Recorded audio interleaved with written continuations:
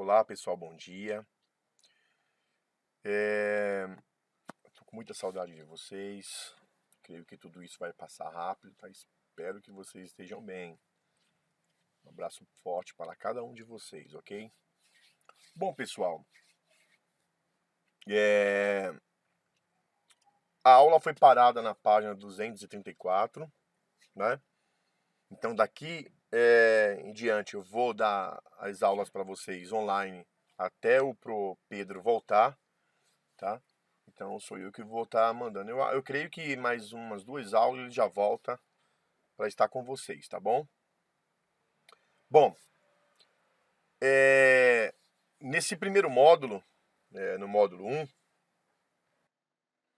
vocês estudaram sobre a delimitação do mundo subdesenvolvido, né? Que o tema geral é o mundo subdesenvolvido. E nessa delimitação vocês estudaram renda per capita, PIB, PIB-PPC, né? Depois vocês estudaram a origem do subdesenvolvimento, estudaram ali o índice de Gini, a sua origem, como o subdesenvolvimento se originou e de que forma ele perdura até hoje.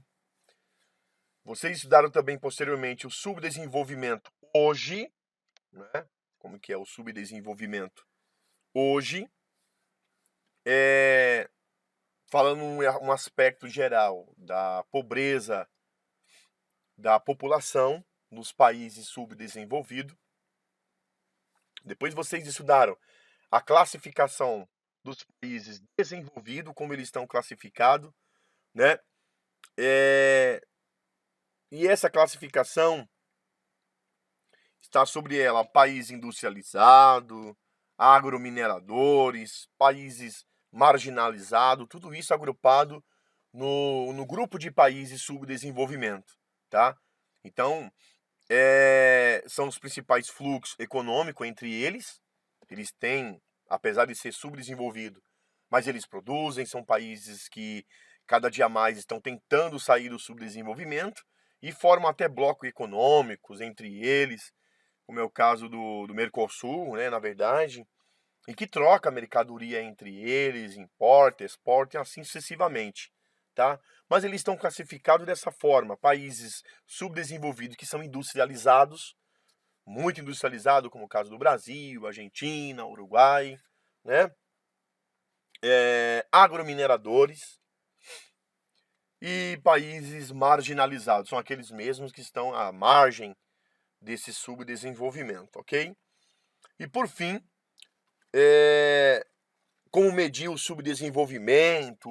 Vocês observaram nesse agrupamento de país subdesenvolvido como que se mede o subdesenvolvimento, né, nesses países. Um exemplo disso, um dos indicadores é o IDH, né, que você vai analisar a saúde, a educação, a renda da população e ter uma noção como que esses países estão à procura cada dia mais de desenvolvimento, mas que a sua população ainda sofre muitas vezes com a baixa renda, não é verdade? Com a saúde precária, com a educação precária, até mesmo um grande índice de analfabetismo e entre outros fatores. E por fim, um quadro socioeconômico do subdesenvolvimento, que é o que nós iremos estudar hoje, né? Nós iremos estudar agora esse quadro socioeconômico do subdesenvolvimento.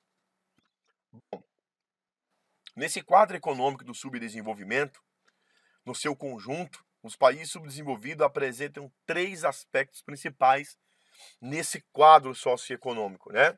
Então, todos os países subdesenvolvidos apresentam esses 3 aspectos principais. Isso aí é fato.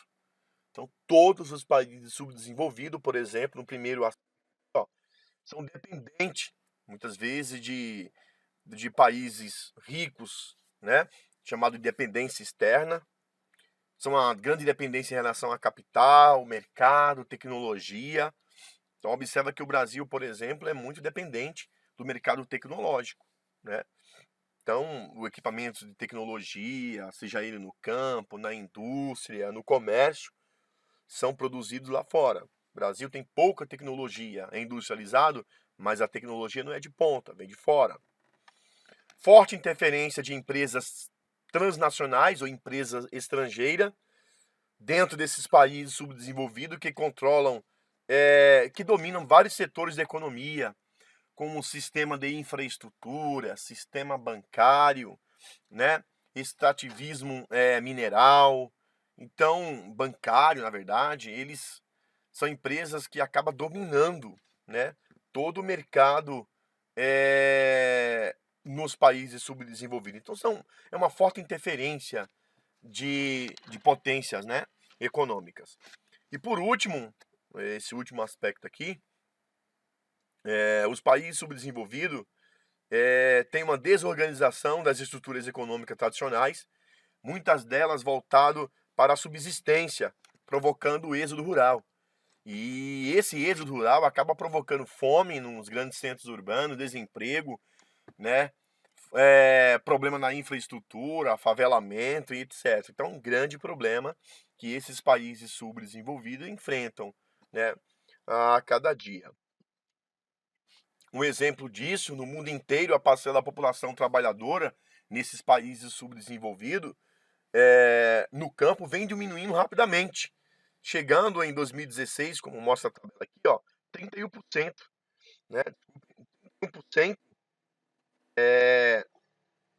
população PEA, população economicamente ativa, que estão trabalhando no campo, vem diminuindo, mas mesmo assim, como mostra o quadro aqui do lado, ó, recordes mundiais de PEA no campo, da população economicamente ativa que trabalha no campo, em porcentagem, alguns países africanos aqui mostra uma grande parcela dessa população que ainda trabalha no campo.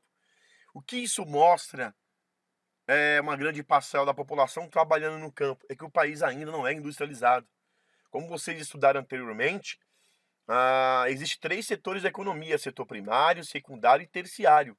O setor primário ele é forte na agricultura, no extrativismo, na pecuária. Esse extrativismo é mineral, é vegetal. Então, boa parte da população trabalha no setor primário.